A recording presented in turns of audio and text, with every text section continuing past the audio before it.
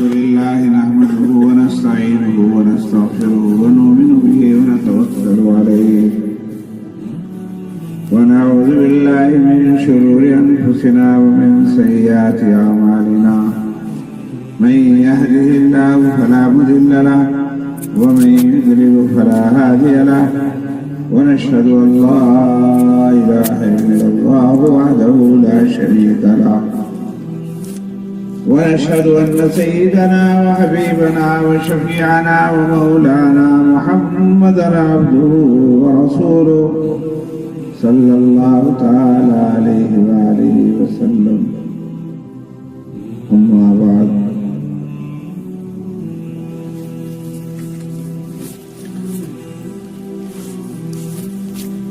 فقد قال الله تعالى في القرآن المجيد والفرقان الحميد: أعوذ بالله من الشيطان الرجيم. بسم الله الرحمن الرحيم. الرحمن علم القرآن خلق الإنسان وعلمه البيان. صدق الله العلي العظيم. محترم بزرگوں، کسی لمبی چوڑی تقریر کا اب کوئی ارادہ نہیں ہے. نصیحتیں بہت ساری مفتی سلیم صاحب آپ کو سنا. میں تو چند باتیں آپ کے سامنے عرض کروں گا، وہ بھی اللہ اگر دماغ میں ڈالتا رہا اور آپ حضرات سنتے رہے. چند باتیں عرض کروں گا اور پھر دعا ہوگی اور دعا کے بعد رخصت ہو جائے گا. ویسے تو وقت گزر ہی جاتا ہے، یہاں بھی گزرے گا، دکان پہ کھڑے ہو کر کے بھی گزر جاتا ہے، گھر میں لیٹ کر کے بھی. آج اللہ کے دین کی نسبت پر تھوڑی دیر اگر دیر بھی ہو گئی تو کوئی مہنگا سودا نہیں ہے، انشاءاللہ بڑا ثواب ملنے والا ہے. یہ بستی بزرگان دین کی بستی ہے، اولیاء اللہ. بہت قریب میں سید الطائفہ سلطان المشایخ حضرت مخدوم علاء الدین علی احمد صاحب الکلیری رحمۃ اللہ علیہ کا مزار ہے. وہاں حضرت جب تشریف لائے، یہاں بہت دنوں قیام ہوا. پھر بہت سارے لوگ آئے، شمس الدین ترک پانی پتی آئے، اور پھر جب سے حضرت کی یہ خانقاہ ہے، ہر طبقے، ہر مسلک، دیوبندی ہو یا بریلوی، ہر طرح کے لوگ، ان میں بزرگان دین، علماء، اولیاء اللہ یہاں آتے رہے. یہیں سے گزر ہوا ہوگا، کیسے کیسے لوگوں کا گزر ہوا ہوگا. ہمارے دارالعلوم دیوبند کے بانی حضرت مولانا قاسم نانوتوی یہاں بارہا تشریف لائے، اور جب بھی تشریف لائے تو محور سے ننگے پیر ہوئے. اس کے علاوہ دوسرے اکابرین کا ہمارے پیر و مرشد حضرت مولانا محمد زکریا شیخ الحدیث رحمت اللہ علیہ کا یہاں کئی دفعہ آنا ہوا، تشریف لائے. حضرت شاہ عبد القادر صاحب رائے پوری رحمت اللہ علیہ بارہا تشریف لائے. دارالعلوم کے محتمم حضرت مولانا قاری محمد طیب صاحب بارہا تشریف لائے، اور مولانا اسد مدنی اور بہت سارے لوگوں کو تو ہم نے بھی دیکھا کہ وہ تشریف لائے. اور یہاں ہمارے یہاں اکڑ مدرسے میں جب بھی کوئی اکابر آتے ہیں مظاہر علوم یا دارالعلوم سے، وہ آتے ہوئے یا جاتے ہوئے یہاں کو حاضری دیتے ہوئے جاتے ہیں. تو بہرحال کوئی تو بات ہے. اور یہ حضرات یہاں سی بزرگان دین کا، علماء کرام کا یہاں کو آنا جانا رہا. تو یہ دلیل ہے اس بات کی کہ حضرت شیخ علاؤالدین علی احمد صابر کلیری رحمۃ اللہ علیہ وہ بالاتفاق سید الطائفہ ہیں اور پوری جماعت علماء کے اور اولیاء اللہ کے سر خیر اور سرتاج ہیں۔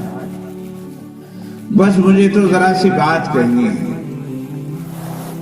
کہ چاہے تو شیخ علاؤالدین علی احمد صابر کلیری ہوں، چاہے حضرت فرید الدین عطار ہوں، حضرت بختیار کاکی ہوں، اور خواجہ معین الدین چشتی اجمیری رحمۃ اللہ علیہ ہوں، یا پھر اور اوپر کے لوگ ہوں یا نیچے کے لوگ ہوں، کوئی بھی شخص جو اللہ کا ولی ہے، اللہ کے ولی میں ولایت میں اور قرآن میں بہت گہرا تعلق ہے۔ ولایت میں اور قرآن میں بہت گہرا تعلق ہے، بہت گہرا۔ قرآن کو چھوڑ کر کوئی ولی نہیں ہو سکتا، قرآن کو چھوڑ کر کوئی ولی نہیں ہو سکتا۔ اور اسے مجھے بھی کہنے کی ضرورت نہیں، اپنے ہاتھ دل پہ ہاتھ رکھ کے پوچھو، یہ بات سچی ہے جو قرآن اللہ کا کلام ہے، قرآن اللہ کا کلام ہے۔ جو اللہ سے محبت کرتا ہے وہ اللہ کے کلام سے بھی محبت کرتا ہے۔ اللہ سے محبت کرتا ہو اور کلام اللہ سے محبت نہ کرتا ہو، ایسا نہیں ہو سکتا، نہیں ہو سکتا، نہیں ہو سکتا۔ جو اللہ کا ولی وہ قرآن کا بھی ولی ہے۔ ولی کے معنی ہے دوست کے، ولی کے معنی ہے دوست کے، ولی اللہ، اللہ کا دوست۔ اور جب دوست ہوتا ہے نہ کسی کا تو اس کی تو گلی کا کتا بھی پیارا لگتا ہے۔ جس کا کوئی دوست ہوتا ہے اس کی تو ہر چیز پیاری لگتی ہے، اور جو خاصی چیز ہو اس کی تو کوئی انتہا نہیں۔ مجنو گزرا لیلا کے شہر سے تو اس کی در و دیوار کو بوسہ دینے لگا۔ لیلا سے تو پتہ نہیں ملاقات ہو سکے تھی یا نہیں ہو سکے تھی، لیکن کہیں اس دیوار کو، کہیں اس دروازے کو، کہیں اسے چوکھٹ کو درو کسی نے پوچھا کیا کہہ رہا کر رہا، تو اس نے کہا وَلَقَدْ أَمُرُّ عَلَى الدَّيَارِ دَيَارِ لَيْلَا فَأُقَبِّلُ ذَا الْجِدَارَ وَذَا الْجِدَارَ۔ جب مجنو اس سے وہ گزرا تو کبھی اس کو کچھ بوسہ دے رہا ہے، کبھی اس کو بوسہ دے رہا ہے۔ وَلَقَدْ أَمُرُّ عَلَى الدَّيَارِ دَيَارِ لَيْلَا فَأُقَبِّلُ ذَا الْجِدَارَ وَذَا الْجِدَارَ وَمَا حُبُّ الدَّيَارِ شَغَفْنَ قَلْبِي وَلَكِنْ حُبُّ مَنْ سَكَنَ الدِّيَارَ۔ کہنے لگا رہے سے کیوں چومتا پھر رہا؟ اس نے کہا کہ ان در و دیوار کی محبت نہیں، بلکہ جو ان در و دیوار کے اندر رہتا ہے اس کی محبت نے میرے دل کے اندر گھر کر لیا ہے، اور اس نے مجھے مجبور کر دیا ہے کہ میں ان چیزوں کو چومتا ہوں۔ تو جسے ادنا سی تعلق ہو جاتا ہے، ادنا سا تعلق ہو جاتا ہے، وہ اپنے محبوب کی ہر چیز سے محبت کرتا ہے، ہر چیز سے محبت، چھوٹی سے چھوٹی۔ نئی شادی ہو تو سسرال کے گاؤں کا وہ نائی جو ہے نا وہ بھی اپنا سالہ سا لگے، محبت زور سے ہو رہی نا تو وہ بھی ایسا لگے جائے خاص رشتہ دار ہے، نے کہا ہمارا رشتہ دار، ہمارا تعلق والا رشتہ دار۔ اور جب محبتیں نکل جاتی ہیں، ایسا بھی ہو چکے تو انسانوں کی محبت ہے، بس جوانی ڈھلتی ہے، نشہ اتر جاتا ہے، بیوی بچے ہو جاتے ہیں، کوئی اعتراضات شروع ہوتے ہیں تھوڑے تھوڑے، پھر لین دین کے معاملے پیدا ہوتے ہیں، وہ ہمارے نہیں آیا تھا، ہم اس کے کیوں جا، اس نے ہمیں کم دیا تھا، اس نے زیادہ دیا دے دیا، اس طرح کے چکر ہوتے ہوتے اسے سالے بھنوئی میں لڑائی ہونے لگے۔ بعض دفعہ ایسا ہوا کہ صاحب اس کے ہاں شادی ہو رہی اور شرکت نہیں کر رہا، منائی روٹ منائیاں ہو رہی، تو یا تو وہ لگ رہا تھا وہ ساری دنیا میں سب سے زیادہ اچھا، اور یا اب مطلب یہ کہ وہ اچھا نہیں لگتا۔ تو اس سے پتہ چلا آدمی تو یہ وہی ہے، بس فرق اتنا ہے کہ پہلے دل محبت بھرا تھا، اب محبت دل میں وہ نہیں رہی، اس لیے وہ اچھا ہی نہیں لگتا، بس اچھا ہی نہیں لگتا، اور پہلے غیر بھی اپنا لگتا تھا۔ تو بات اصل جو ہے وہ دل میں اگر محبت ہو تو ہر چیز اچھی لگتی ہے، ہر چیز اچھی لگتی ہے، اور دل میں اگر محبت نہ ہو تو کوئی بھی چیز اچھی نہیں لگتی۔ تو بھائی اللہ کا ولی ہو تو اللہ کی ہر چیز سے محبت کرے گا، ہاں اللہ کے حکم سے بھی محبت کرے گا، اللہ کے گھر سے بھی محبت کرے گا، اللہ کے بندوں سے بھی محبت کرے گا، ہر چیز سے محبت کرے گا۔ جو اللہ سے محبت کرتا ہے وہ ہر چیز سے، اللہ کی ہر چیز سے محبت کرے گا۔ یہ کون ہے کہ اللہ کا بندہ، اور یہ کون ہے اللہ کا ولی، اور یہ کیا ہے اللہ کا گھر مسجد، اور یہ کیا ہے مدرسہ رسول اللہ کا گھر، مطلب ہر چیز سے محبت۔ یہ کیا ہے کعبۃ اللہ، اللہ کا کعبہ، یہ کیا ہے مسجد اللہ ہے، اللہ کا گھر، اللہ کی مسجد، تو ہر چیز سے محبت کرتا ہے۔ مومن ایمان لاتا ہے تو مسجد سے بھی محبت کرتا ہے، کعبے سے بھی محبت کرتا ہے، مدینے سے بھی محبت کرتا ہے، اللہ کے ولی سے بھی محبت کرتا ہے، ایک قرآن پڑھنے والے بچے سے بھی ہر چیز سے محبت کرتا ہے۔ جو چیز اللہ سے تعلق رکھتی ہے اسے ہر چیز سے محبت کرتا ہے۔ پھر چیزوں میں بھی الگ الگ چیز ہو، ایک تو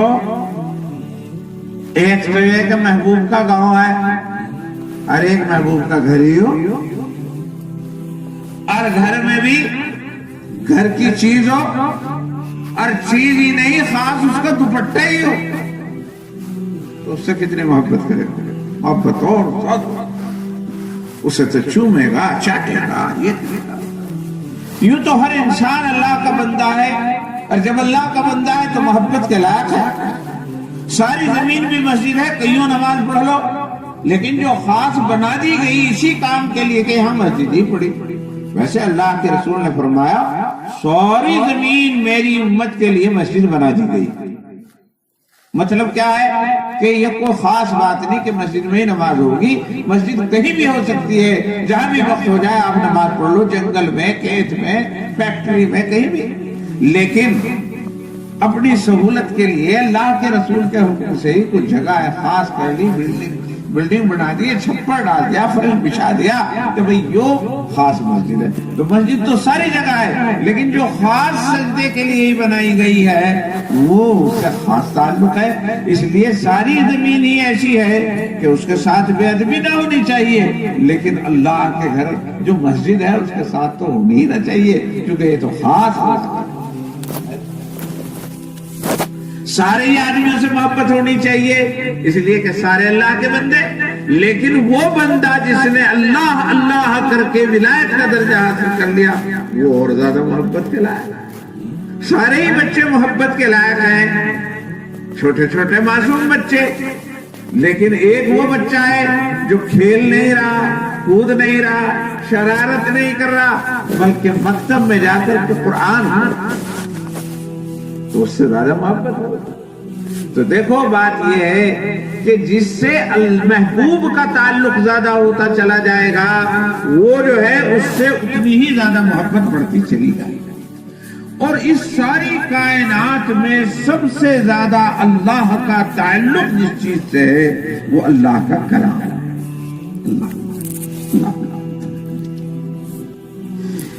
رسول اللہ بھی اللہ کے نبی، اور اگر دیکھا جائے تو وہ بھی کلام الہی، وہ بھی اللہ ہی کی بولی بولتے تھے، وہ اللہ کی بولی کے بغیر کچھ نہیں بولتے تھے۔ وَمَا يَنْطِقُ عَنِ الْهَوَىٰ إِنْ هُوَ إِلَّا وَحْيٌ يُوحَىٰ، وہ وہی بولتے ہیں جس کا اللہ کی طرف سے حکم ہوتا ہے۔ تو ان کی زبان تو کلام الہی تھی، جو کلام ہمیں ملا وہ حضور کی زبانی ملا۔ تو اللہ نے دو کلام بھیجے، ایک خاموش کلام اور ایک بولتا کلام۔ رسول اللہ بولتا کلام تھے اور یہ ایک خاموش کلام ہے، یہ اللہ کا کلام ہے۔ اور ان سے بڑی چیز دنیا کے اندر کوئی نہیں۔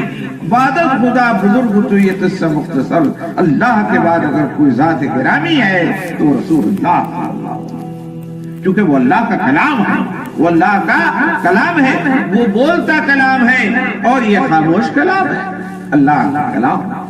جت قدر مقدس اللہ کا رسول ہے اتنا ہی مقدس اللہ کا کلام ہے۔ رسول اللہ کا نام دے دیا، اسے قرآن کا نام دے دیا، ورنہ یہ بھی کلام الہی ہے اور وہ بھی کلام ہے۔ حضور نے جو بول کے کہا ہے وہ قرآن میں لکھا ہوا ہے، جو قرآن میں لکھا ہوا ہے وہ حضور کا کہا ہوا ہے۔ تو قرآن اور رسول اللہ اور قرآن اللہ، کلام اللہ دو چیز نہیں، ایک چیز ہے۔ اور اللہ کے بعد یہی سب سے بڑی چیز ہے، یا تو کلام اللہ ہے یا رسول اللہ، چونکہ دونوں کلام اللہ۔ لیکن اتنی بات یہ ہے کہ رسول اللہ صلی اللہ علیہ وسلم پردہ فرما ہے زندہ، لیکن پردہ فرما۔ لیکن قرآن پاک پردہ نہیں ہوا، قرآن پاک موجود ہے اور یہ اس وقت تک موجود رہے گا جب تک یہ دنیا قائم ہے، اور جب یہ نہیں رہے گا تو پھر دنیا اس لائق نہیں رہے گی کہ اسے رکھا جائے۔ حدیث میں آتا ہے لا تقوم الساعة حتى يقال فيها اللہ اللہ، کہ اس وقت تک قیامت نہیں آئے گی جب تک اللہ اللہ کہنے والے یعنی قرآن پر ایمان رکھنے والے موجود رہیں گے، اس وقت تک قیامت نہیں آئے گی۔ اور جب قرآن نہیں رہے گا، قرآن پر یقین رکھنے والے نہیں رہیں گے، اللہ اللہ کرنے والے نہیں رہیں گے، تو قیامت برباد۔ گویا اللہ نے یہ دنیا ہی اس لیے سجا رکھی ہے کہ یہ کلام الہی یہاں ہے۔ تو کلام الہی اللہ کی سب سے بڑی صفت ہے، کلام الہی سے بڑھ کر اللہ کی کوئی صفت نہیں۔ ویسے تو ہر چیز میں اللہ کا نور ہے، ہر چیز میں اللہ کا نور ہے، پھول میں اللہ کا نور، پہاڑوں میں اللہ کا نور، آبشاروں اور دریاؤں میں اللہ کا نور، پارکوں میں اور سبزے میں اللہ کا نور، انسانوں کی شکلوں اور صورتوں میں اللہ کا نور، اس بلب میں جلتے ہوئے میں روشنی میں اللہ کا نور، اللہ کا نور ہر جگہ، مگر اللہ کا خاص نور کلام الہی، اللہ کا خاص نور کلام الہی میں ہے۔ جو نور کلام الہی میں ہے وہ کسی چیز ہے۔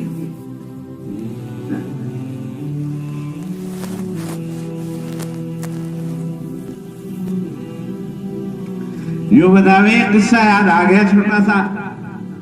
اورنگزیب عالمگیر ہندوستان کے بہت بڑے بادشاہ ہوئے جنہوں نے ہندوستان پر 50 سال سے زیادہ حکومت کی،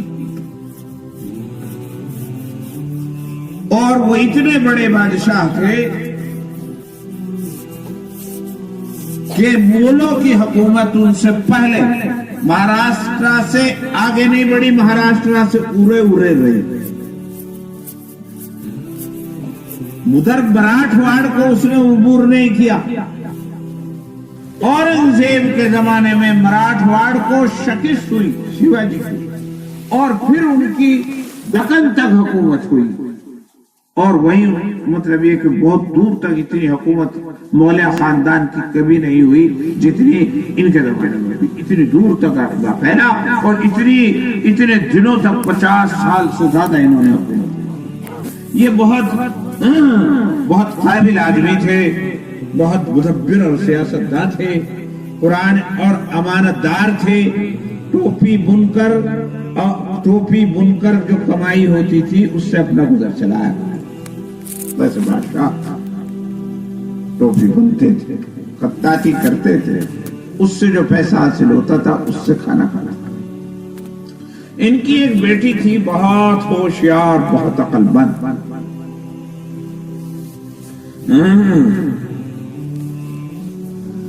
وہ بہت عقل مند تھی، ہوشیار تھی، عالمہ تھی۔ ایران سے ان کا تعلق تھا، یہ چونکہ خاندان جو آیا تھا ایرانی ہی تھا، ایرانی نسل تھا۔ جو ان کا جد امجد تھے ہمایوں، وہ ہمایوں جو ہے ایران ہی میں بہائے گئے تھے اور ایران سے ان کا اتنا تعلق تھا۔ تو ایران کے بادشاہ نے یا وہاں کا کوئی شاعر تھا، وہ ایک دفعہ شاعری میں اس نے فارسی میں ایک شعر کہا، اور وہ آدھا شعر تھا جسے ایک مصرع کہیں، اس کا دوسرا مصرع نہیں لگ رہا تھا، ایک پنکتی تھی دوسری پنکتی نہیں تھی۔ وہ فارسی میں یہ تھا، درے ابلق کسے کم دیدہ موجود، درے ابلق کسے کم دیدہ موجود، کہ چتکبرے رنگ کا موتی کسی نے نہیں دیکھا۔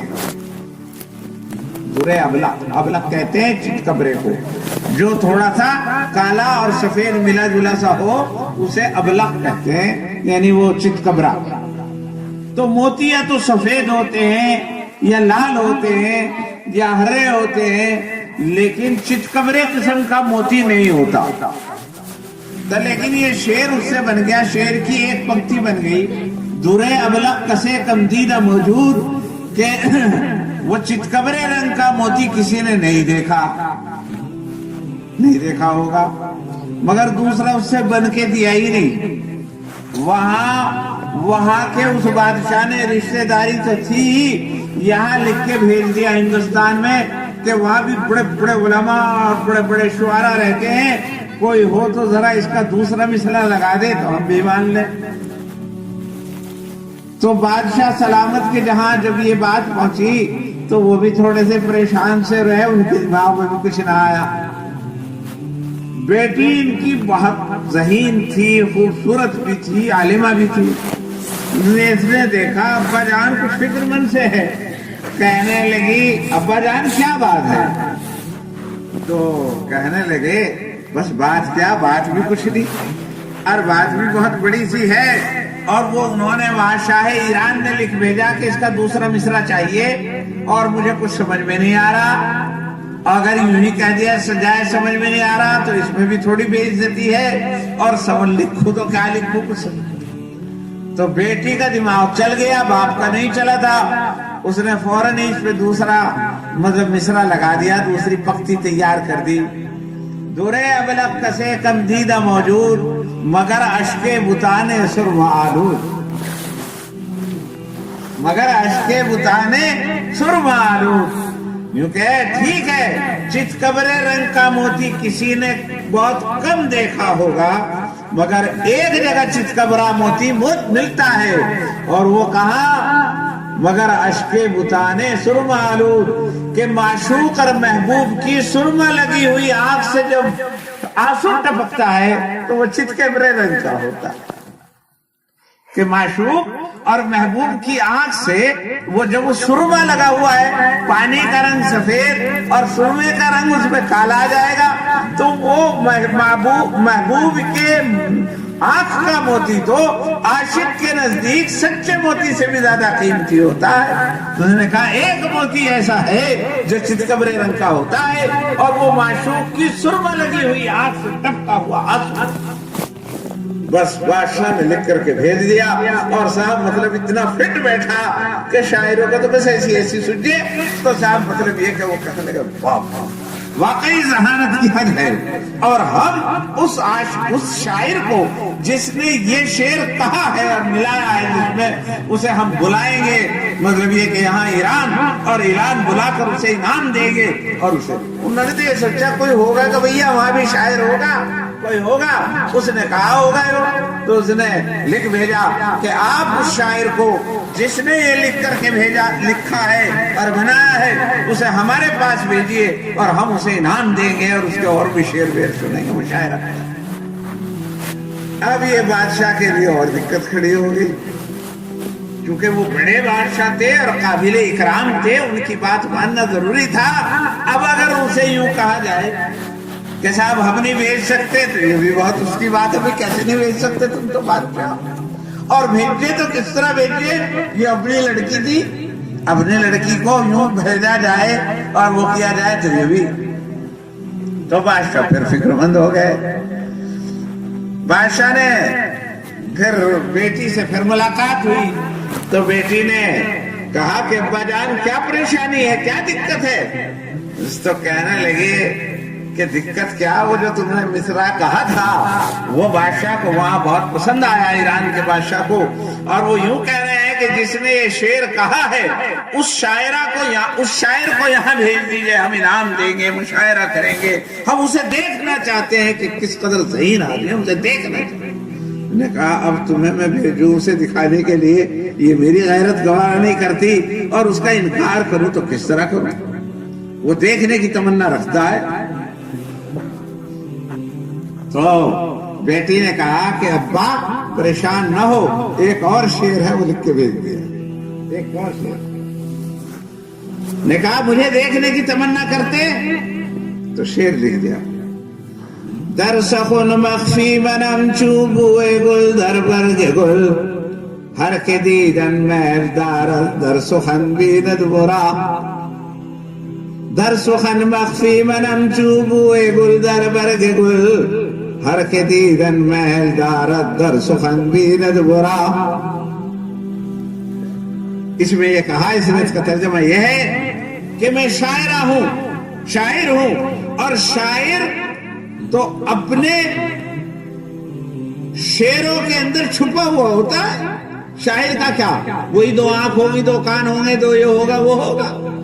شاعر کی جو قدر و قیمت ہے وہ تو اس کے اشعار میں ہے. اشعار بڑھیا تو چاہے وہ کالا کلوٹا بھی ہو, وہ لنگڑا ٹنڈا بھی ہو, وہ کانا ٹنڈا بھی ہو, اس کی شکل سے کیا لینا دینا. شاعر کی تو شعر سے لینا دینا ہے. شاعر تو اپنے اشعار میں چھپا ہوا ہوتا ہے. اسی تو جسے شاعر کو دیکھنا ہو وہ اس کے اشعار کو دیکھے, اور شاعر اپنے شعروں میں اسی طرح چھپا ہوا ہوتا ہے جس طرح گلاب کے اندر اس کی خوشبو چھپی ہوئی ہوتی ہے. اب اگر کوئی یوں کہنے لگے کہ صاحب میں تو خوشبو کو دیکھوں, خوشبو کو دیکھوں, اسے کیا کہا جائے گا؟ ابا خوشبو تو دیکھتی نہیں, گلاب دیکھ لے. خوشبو نہیں دیکھنے کی, خوشبو دیکھنے کی چیز نہیں. اگر خوشبو کا مزہ لینا ہے اور خوشبو کا احساس کرنا ہے تو اسے گلاب کو دیکھ لے, گلاب سے اسے مل جائے گا. خوشبو کسی کو نہیں دیکھتی, ہاں جس چیز کے اندر وہ چھپا ہوا ہے وہ چیز دیکھتی. در سخن مخفی منم چوبوی گل در برگ گل, ہر شدیدن میل دارد در سخن بیند مرا. میں تو اپنے کلام کے اندر چھپی ہوئی ہوں جس طرح گلاب کے اندر اس کی خوشبو چھپی ہوئی ہے. جو مجھے دیکھنے کی تمنا رکھتا ہو وہ میرا کلام اور میرے اشعار دیکھ لے, میرے دیکھنے کی کوئی ضرورت نہیں. تو بہرحال جب یہ بس ہو جائے ان کی تو مطلب خوشی ہو گئی بادشاہ کو, اور یہ اشعار جو ہے وہ لکھ کر کے بھیج دیے. واقعی میں بہت کا کلام ہے. مجھے اس لیے میں سنا رہا ہوں کہ ایک اللہ ہے, اللہ وراء الورا, اللہ تو وراء الورا ہے. اسے آنکھوں سے نہیں دیکھا جا سکتا, اسے ہاتھوں سے نہیں چھوا جا سکتا, اسے ہاتھوں سے پکڑا نہیں جا سکتا. وہ تو صرف احساس کیا جا سکتا ہے. تو احساس کاہے میں کیا جائے, کاہے میں دیکھا جائے خدا کے نور کو؟ ویسے تو خدا کا نور ہر چیز میں بکھرا ہوا ہے, لیکن اگر خدا کو دیکھنا ہے تو خدا کا کلام, خدا اپنے کلام کے اندر اسی طرح پوشیدہ ہے جس طرح جسے گلاب کی خوشبو گلاب کے اندر پوشیدہ ہوتی ہے, اسی طرح کلام الہی کے اندر اللہ کا نور پوشیدہ ہے. کلام الہی اللہ کا نور ہے, اور اللہ نور ہے, وہ بھی سراپا نور ہے, اور کلام الہی بھی نور ہے. نور کے اندر ملے گا. اگر خدا کو دیکھنا ہے تو کلام الہی. در سخن مخفی منم چوبوی گل در برگ گل, ہر شدیدن میل دارد در سخن بیند مرا.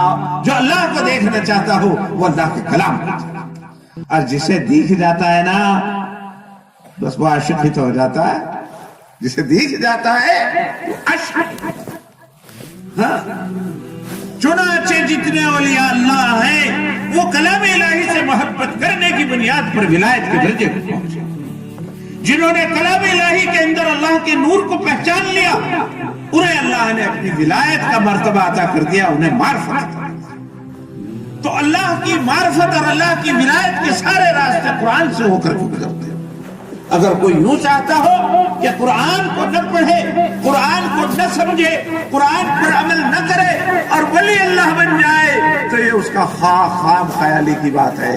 سارے راستے کلام الہی سے ہو۔ میرے بزرگوں، آپ نے تو سنا ہوگا میرے سے بھی زیادہ کہ حضرت مخدوم علاء الدین علی احمد صابر کلی علی رحمت اللہ علیہ کو عاشق الہی بھی کہتے ہیں۔ عاشق الہی، ایک ان کے بڑے پیر بھائی ہیں حضرت نظام الدین اولیاء رحمت اللہ علیہ، انہیں کہا جاتا ہے محبوب الہی اور انہیں کہا جاتا ہے عاشق الہی۔ جو اللہ کا عاشق وہ قرآن کا بھی عاشق، چونکہ اسے تو پتہ چل جاتا ہے، جو دیکھ لے، جسے پتہ چل جائے، جو دیکھ لے اس کے اندر کیا ہے وہ مر مٹتا ہے، اور جسے پتہ نہ چلے اس کے لیے کیا ہے کاغذ کا ٹکڑا،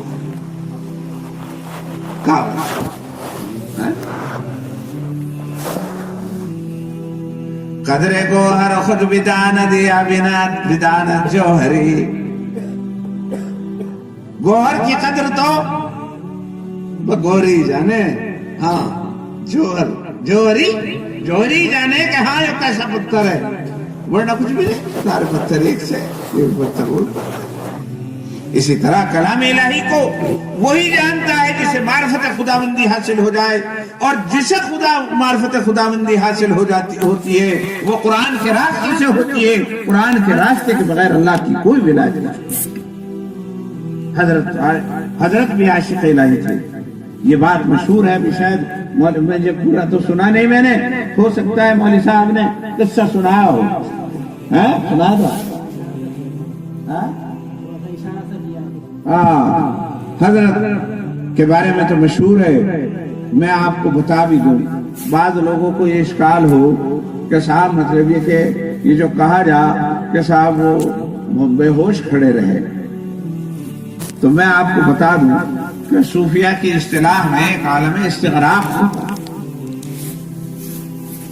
استغراق اسے کہتے ہیں کہ کسی بہت عجیب چیز کو دیکھ کر ہکا بکا رہ جانا، ایسے کہتے ہیں۔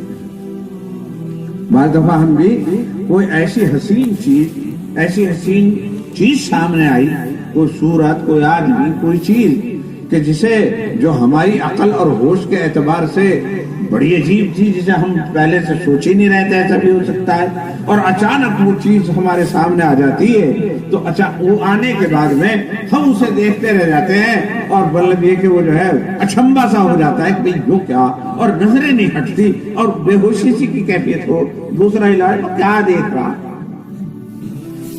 ایسا ہوتا ہے۔ اسے استغراق کہتے ہیں۔ تو جب اللہ کا نور کسی ولی کو نظر آ جاتا ہے، جب اللہ کا نور نظر آ جاتا ہے، اللہ کا حسن نظر آ جاتا ہے، اب آپ دیکھو حسن کیا ہے؟ حسن یہ ہے کہ اللہ کے نبی نے فرمایا کہ حضرت یوسف علیہ السلام کو دنیا میں جو حسن ہے اس کا آدھا حصہ دیا گیا۔ حضرت یوسف علیہ السلام کو آدھا حصہ دیا گیا اور آدھا ساری دنیا پہ تقسیم کر دیا گیا۔ اب ساری دنیا میں اگر حسن دیکھو تو کس قدر حسین ہے۔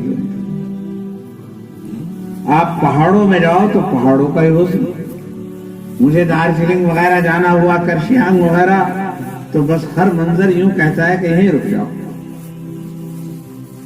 اتنے خوبصورت پہاڑ، دم کا حسن و جمال۔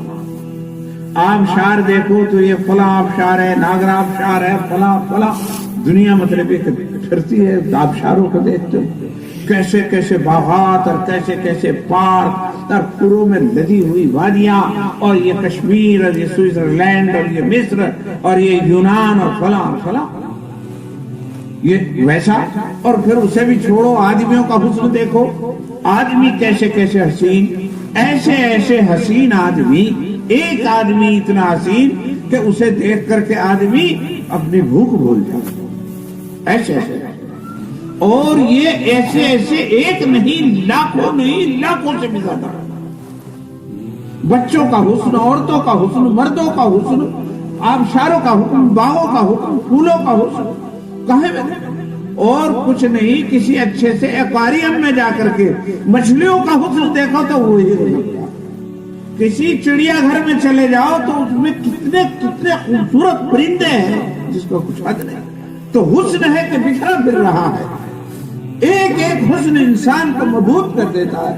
تو پھر جو سارا حسن مل کر کے یہ حضرت یوسف کے حسن کا آداب، اور حضرت یوسف کا حسن اللہ کے حسن کے مقابلے میں کچھ بھی ساری دنیا میں. تو اللہ کا حسن کیسا ہوگا؟ یہ سارے حسن تو مٹنے والے ہیں، نہ پائیدار ہونے والے ہیں. کتنا ہی حسین انسان ہو ایک دن مر جاتا ہے. ایک وہ شخص جس کی گالوں کے اندر کبھی چمک مارتی تھی، تھوڑے دنوں کے بعد دیکھتے ہیں کہ پچ کا ہوا ملتا ہے، کچھ بھی نہیں دیکھنے کو ملا. تو یہ تو فانی حسن ہے. حسن قدیم کا عالم کیا ہوگا؟ اور جب وہ حسن قدیم کسی بزرگ کو نظر آ جاتا ہے تو مبہوت نہیں رہے گا تو کیا ہوگا؟ تو حضرت علاء الدین علی احمد صابر کلیری رحمت اللہ علیہ ان بزرگوں میں سے ہیں جنہیں خدا کے اس حسن قدیم کا مشاہدہ ہوا. اور جب وہ مشاہدہ ہوا تو عالم حیرانی اور عالم وہ جو استغراق کہتے ہیں اسے، اور عالم حیرت کہتے ہیں، اس حیرت کے عالم میں رہ گئے اور انہیں کچھ ادھر ادھر کا پتہ نہ تھا. جب اللہ چاہتے تھے تھوڑی بہت دیر کے لیے وہ ہو جایا کرتا تھا. تو یہ تو پتہ ہی ہے آپ کو کہ وہ کھڑے رہ گئے. اب وہاں کسی کی گنجائش نہیں، عاشق کے یہاں کسی کی گنجائش نہیں ہوتی، کسی کی گنجائش نہیں تھی. بابا فرید گنج شکر رحمت اللہ علیہ جن کے نام پر آپ کے اس مکتب کا نام ہے، مکتبہ فریدیہ، بابا فرید گنج شکر رحمت اللہ علیہ ان کے پیر تھے، ماموں بھی تھے، خسر بھی تھے. انہیں فکر تھی کہ بھائی بچہ جو ہے وہ عالم استغراق میں. اچھا ایک اور بات بتا دوں، بعض علماء، بعض بزرگ ایسے ہوتے ہیں کہ انہیں اپنا مشاہدہ کرا کر اللہ تبارک و تعالیٰ پھر عقل و ہوش کو واپس کر دیتا ہے تاکہ وہ مخلوق خدا کی خدمت کرے، انہیں اللہ کے دین کی طرف لائے، اور بعد میں رہ جاتے ہیں. تو حضرت ان میں سے تھے جو وہی رہے. نظام الدین اولیاء اور دوسرے بزرگ اور بابا فرید ان میں سے تھے جنہیں مشاہدہ ہوا اور پھر دنیا کے اندر ان کی عقل و ہوش کو واپس کر دیا گیا کہ بس دیکھ لیا، ہاں دیکھ لیا، اب بس جا کے کام کرو، بھٹکی ہوئی مخلوق کو ہمارے پاس ملاؤ. تو حضرت جو ہے وہ بابا فرید نے کہا بھائی وہ کھڑا اتنے دنوں سے ہمارا پیارا، کوئی ہے جو اسے بٹھا دے. تو وہاں ایک ترکی نسل تھے، شمس الدین نام تھا، اور ترک تھے. ترک لمبے تڑنگے خوبصورت بڑھیا ہوتے ہیں آج، اور قاری تھے وہ بہت بڑھیا قاری تھے. انہیں پتا تھا کہ وہ عاشق الہی ہیں، اور جو اللہ کا عاشق ہوتا ہے وہ کلام الہی کا بھی عاشق ہے. تو انہیں اگرچہ بات بڑی مشکل تھی کہ انہیں بٹھا دیں، بڑی مشکل کام تھا، لیکن انہیں پتا تھا، انہیں رگ یاد تھی، سمجھ میں آ گئی تھی وہ عاشق الہی ہیں، کلام الہی کے عاشق ہیں، اور کلام الہی مجھے پڑھنا بڑھیا آتا ہے، میں اس کے زور پہ اپنی بات بنوا لوں گا. تو بابا فرید نے یہ کہا تھا کوئی ہے جو اسے بٹھا دے؟ اس نے کہا کہ میں کروں گا کوشش. حضرت نے فرمایا کہ اچھا جاؤ، جو تم کہو گے وہ تمہیں دیا جائے گا. نے کہا کہ کیا دیا، کیا چاہتے ہو؟ نے کہا کہ میں انہی کی غلامی چاہتا ہوں. اب یہاں غلامی کا کوئی گنجائش ہی نہیں تھی، اپنی بیوی کو بھی نہیں مطلب یہ رکھا گیا تھا، کسی کی گنجائش نہیں تھی، عاشق کے یہاں کسی کی گنجائش نہیں تھی. تو صاحب وہ وہاں سے چل پڑے. قرآن پڑھنا تو بڑھیا آتا ہی تھا، آواز تو پہلے سے ہی غضب کی تھی. اب رات کو ویسے تھوڑا ہی تھا کہ ہیلی کاپٹر سے آ گئے، وہاں سے آئے پاک پٹن پاکستان میں ہے اجودن، وہاں اور صاحب کس طرح آئے ہوں گے، وہ گھوڑے گدھے سے کس طرح یا پیدل چل کر کے. راستے میں کسی جگہ ایک جگہ بھوک لگی تو اس زمانے میں ہوٹل تو ہوتے نہیں تھے کہ ہوٹل میں کھانا کھا لیا، بلکہ وہ جو ہے بھٹیارے ہوا کرتے تھے کہ کوئی آیا کھانے کا انتظام رہتا تھا کہ آیا تو اسے روٹی رٹی بنا کے دے دی اور نہیں آیا تو بس نہیں صحیح، بس بھٹیارے ہوتے تھے، انتظام ہوتا تھا۔ تو وہ ایک بھٹیارن تھی کوئی کہیں دریا کے کنارے، تو اس نے کہا کہ وہ بھوک لگ رہی اور وہ کھانا بنا دے۔ اس نے کہا بنا تو دوں گی مگر ابھی میرا قرآن پڑھنے کا ٹائم چل رہا۔ اس نے کہا کہ بڑی پڑھنے والی آئی پھر پڑھ لیا، مجھے بھوک لگ رہی مجھے بنا دے۔ اس نے کہا کہ ہاں تو بڑا پڑھنے والا ہے، تو مطلب یہ ہے کہ وہ تو خدا کو منظور تھا، تکرار ہو گئی۔ نے کہا تو بڑھیا پڑھے، نے کہا وہ کیا ہے، نے کہا کہ چل پڑھ کے دکھا۔ نے کہا یہاں فیصلہ کون کرے گا؟ تو بھٹیاری نے یوں کہا فیصلہ یوں دریا کا پانی کرے گا، جس کے پڑھنے پر یہ رک جائے تو سمجھو اس کا پڑھیا پڑھا۔ شمس الدین کیا بھائی ویسے امتحان دیکھتے تھے، استادوں کے لیے ہوئے نمبر دیے ہوئے کہ یہ نہیں امتحان دیکھا۔ نے کہا دیکھتے چلے دیکھتے تو آئے، حوصلہ مند لوگ، پڑھا بہت بڑھیا پڑھا، جھوم جھوم پڑھا۔ پھر بھٹیاری کا نمبر آیا، بھٹیاری نے جو پڑھا تو وہ تقویٰ اور طہارت کے اس مقام پر تھی، پاکیزگی قلب کی وجہ سے، جب اس نے پڑھا تو پانی رک گیا۔ تو اب وہ یوں تھوڑا ہی تھے کہ اپنی الٹی بات کی بھی پچ، وہ تو حقانی لوگ، وہ پڑھنے کا ایک مقام یہ بھی ہے۔ لوگ لہجوں میں پڑھتے ہیں، کبھی اس لہجے میں کبھی اس لہجے میں، کبھی اتار کبھی چڑھاؤ، لیکن یہ کہ اتنی تاثیر بھی ہو اس کی طرف دھیان نہیں جاتا۔ کلام الہی کو پڑھنے میں تاثیر پیدا ہوتی ہے تقوی سے، جتنا تقوی کھانے پینے کی جتنی طہارت اور پاکیزگی ہوگی اتنی اس کے اندر تاثیر ہوگی۔ تو انہوں نے اس بات کو محسوس ہی نہیں کیا تھا اب تک الفاظ کا اتار چڑھاؤ اور صفائی اور ستھرائی اور خوبصورتی وہ تو خوب سیکھ لی تھی، لیکن آج یہ دیکھا کہ اس میں تاثیر بھی اتنی ہوتی ہے، تو پھر کہا بڑی بس اب تیرے سے سیکھنا ہے۔ لگا یوں نہیں سیکھا جاتا، اس کے لیے تو بہت دنوں مجاہدہ کرنا پڑتا۔ تو کہا کچھ بھی ہو، یہ ہمارے جیسے تھوڑا ہی تھے کہ صاحب اگر کسی مدرسے میں دال روٹی میں کمی آ گئی تو چل دوسرے میں چلے گئے، وہ بات تھوڑی۔ بات تو یہ تھی کہ صاحب ہمیں یہ چیز حاصل کرنی ہے، چاہے کتنی ہی مشقت سے ہو، کتنی دقت سے۔ چنانچہ وہیں ٹھہر گئے، جا رہے تھے وہاں، لیکن صاحب وہیں ٹھہر گئے اور وہ مجاہدہ اور ریاضت کیا اور وہ فن حاصل کیا، اور جب یہ مقام انہیں حاصل ہو گیا اور یہ امتحان میں کر کر کے دیکھ لیا کہ بھٹیاری کی طرح ان کے پڑھنے پہ بھی رک جاتا ہے، تو پھر اب ان ہتھیاروں سے لیس ہو کر کے شمس الدین آئے سرزمین پر، یہاں آپ کی سرزمین پر ایسا قرآن پڑھا۔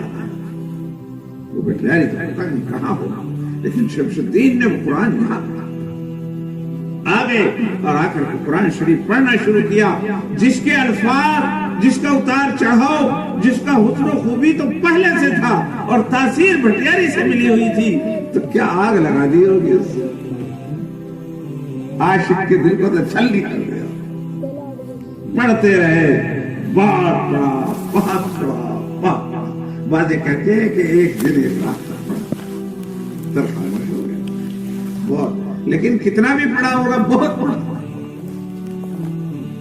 تو پھر حضرت وہ خاموش ہو گئے تو حضرت نے سکوت توڑ دیا اور کہا کہ شمس الدین اور پڑھو، سیری نہیں ہوئی،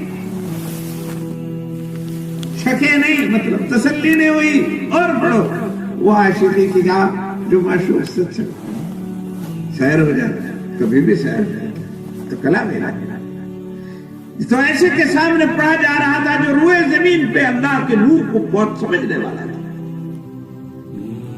پڑھا، اس نے کہنے لگے شمس الدین، وہ اپنی بات میں آ گئے کہ حضرت مسافر ہوں، بہت دور سے آیا ہوں، تھک گیا ہوں کھڑے کھڑے، پڑھا نہیں کھڑا نہیں لگا، بیٹھ جاؤ۔ کہا کہ حضرت ایسے کیسے ہو سکتا ہے، آقا کھڑا رہے اور غلام بیٹھ جائے؟ کہا لو اچھا ہم بھی بیٹھ۔ معشوق تو ہر بات بنتا، قرآن نے کہا یہ شمس الدین نے نہیں بنوایا، بلکہ قرآن نے منوائی حضرت سے بات. تو صاحب پھر حضرت نے فرمایا، پھر پڑھنا شروع کیا، بہت پڑھا، پھر بالآخر خاموش ہو گئے. حضرت نے فرمایا شمس الدین اور پڑھو، خیری نہیں ہو رہی. حضرت نے فرمایا حضرت اب بیٹھنے کی بھی ہمت نہیں.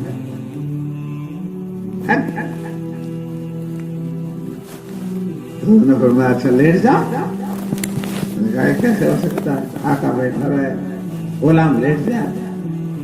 فرمایا کہ اچھا پھر پڑھا، بہت پڑھا. آخر خاموش تو نہیں تھا.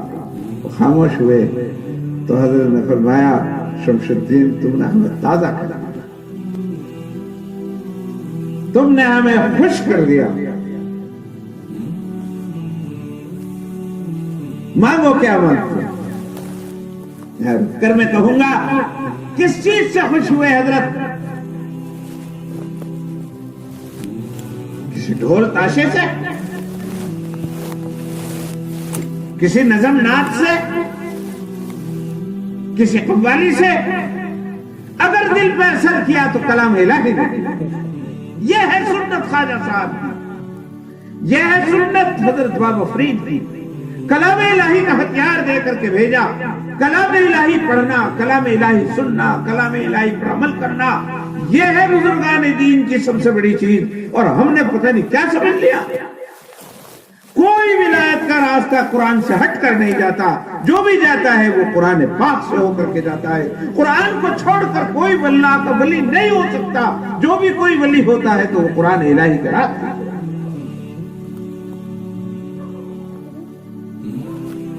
اور جاؤ کتاب میں دیکھ لو، میری نہیں کسی کی بھی دیکھ لو، کوئی بھی حضرت خواجہ صاحب، حضرت شیخ علاؤالدین علی احمد صاحب الکلیری کے متعلق کوئی بھی کتاب ہو، کیا اس کے اندر یہ واقعہ لکھا ہوا نہیں ہے؟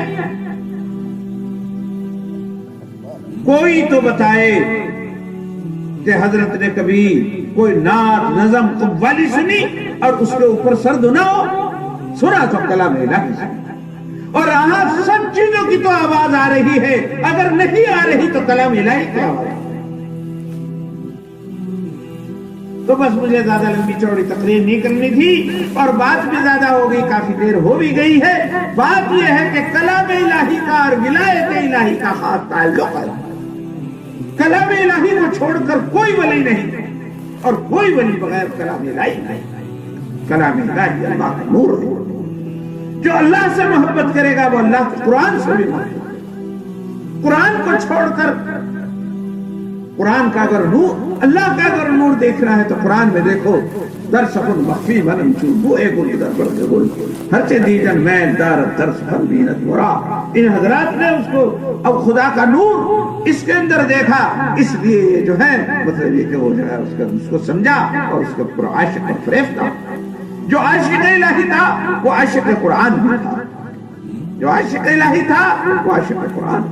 بس میرے بزرگوں زیادہ بات نہیں کرنی، میں تو یہ کہتا ہوں ولایت تو ولایت ہے، لیکن ولایت کا پہلا قدم قرآن پاک کے، اور قرآن پاک کی کوئی انتہا نہیں. قرآن پاک کے ایک تو الفاظ ہیں، قرآن پاک کے پھر اس میں معنی ہیں، پھر قرآن پاک کے اندر احکام ہیں، پھر قرآن پاک کے اسرار و رموز ہیں، پھر اس کے اوپر عمل ہے، پھر تقوی اور طہارت کے بعد ماننا. لیکن اگر کوئی آدمی زینے کی پہلی ہی سیڑھی پہ نہ چڑھے اور وہ یوں سوچے میں تو اوپرلی پہ چڑھ جاؤں گا، وہ کبھی بھی نہیں چڑھ سکتا. ٹانگ چر سکے چڑھنے سے. اسے قرآن پڑھنا پڑے گا، قرآن پڑھنا پڑے گا، قرآن پڑھنا پڑے گا، قرآن سننا پڑے گا، قرآن پڑھنا. بغیر قرآن کے تو آپ نماز بھی نہیں پڑھ سکتے. اللہ کے رسول کی آنکھوں پہ ڈنڈا ہے نماز. کیا کر سکتے ہیں قرآن پاک کے بغیر؟ کچھ بھی نہیں کر سکتے. تو اس لیے بس مجھے مختصر سا یہ کہنا ہے کہ حضرت کے قرب میں آبادیاں کی آبادیاں ہیں، لیکن قرآن پاک کے سیکھنے سکھانے کا وہ انتظام نہیں جیسا ہونا چاہیے. ہر چیز پہ پیسہ خرچ ہو رہا ہے لیکن نہیں ہو رہا تو کلام الہی کے سیکھنے اور سکھانے پر. ہر چیز کی بلڈنگیں بن رہی ہیں لیکن اگر نہیں ہو رہا تو قرآن کو سیکھنے اور سکھانے کے جو مرکز ہیں ان کے اندر نہیں. بھائی ہر چیز کا ایک طریقہ، ہر چیز کا ایک طریقہ ہے. اسی طریقے سے وہ چیز حاصل ہوگی جب اس کا طریقہ اختیار کیا جائے گا. گندم اگانے کے لیے الگ طریقہ ہے اور مطلب یہ کہ گنا اگانے کے لیے الگ طریقہ ہے. اگر آپ گندم کا طریقہ گنے پر اور گنے کا طریقہ اس پر وہ کریں تو صاحب کبھی بھی کامیاب نہیں ہو. اب گنے کی تو کنچھی بوئی جا، انہوں نے کہا ہم بھی اس کی بھوس کی کنچھی بوئیں گے تو کنچھی سے کبھی پیدا نہیں ہوگا. اس کا بیج ڈالنا پڑے گا، اس کی کنچھی ڈالنی پڑے گی. اس کا طریقہ اور اس کا طریقہ اور، اس کا موسم الگ اس کا موسم الگ، سب طریقے. تو بھائی قرآن پاک تو قرآن کے طریقے سے آئے گا. قرآن پاک آتا ہے مدرسوں سے، مکتبوں سے، وہاں استاد ہوتا ہے، وہ قرآن پڑھاتا ہے، وہ قرآن سکھاتا ہے، الفاظ درست کراتا ہے. پھر اس کی قسمت اچھی ہوگی تو کسی بڑے مدرسے میں جا کے اس کے معنی پڑھے گا. اور زیادہ قسمت اچھی ہوگی کسی اللہ کے ولی کے پاس جا کر اس کا نور اپنے اندر پیدا کرے گا. لیکن اگر یوں سوچتا ہو کہ صاحب مطلب یہ کہ میں تو ویسے ہی ولی بن جاؤں گا، ای خیال استو محال استو جنو، یہ تو خیال بالکل ناممکن ہے اور پاگل پن کی بات ہے کہ آپ ویسے ہی حاصل کر لیں گے دنیا کا قانون ہی توڑ کر. اللہ نے ہر چیز کو قانون کے دائرے میں. ایک آدمی کو اگر اولاد چاہیے تو اسے چاہیے کہ پہلے شادی کرے. شادی کرنے کے بعد وہ جو ہے وظیفہ زوجیت ادا کرے اور پھر بھی اللہ سے دعا کرے اللہ میاں مجھے اولاد دے دے تو اللہ کو منظور ہوگا، اولاد مل جائے گی. لیکن اگر کسی نے شادی نہ کی، نکاح تو کیا نہیں، رشتہ تو ڈھونڈا نہیں، بیوی تو لایا نہیں اور وہ کہے اللہ میاں مجھے اولاد دے دے تو اسے دعا نہیں کہتے، اسے تو بدتمیزی کا ہے. تو بدتمیزی کروا خدا کے ساتھ، خدا کے قانون کو توڑ کر کیا ہے دیوار میں سے نکلوانا چاہنا، کیا کرنا، کیسے کرنا چاہنا. خدا نے جو نظام بنایا ہے اس نظام کے تحت اگر تجھے اولاد چاہیے تو اس نظام کو پورا کر اور کرنے کے بعد پھر دعا کر.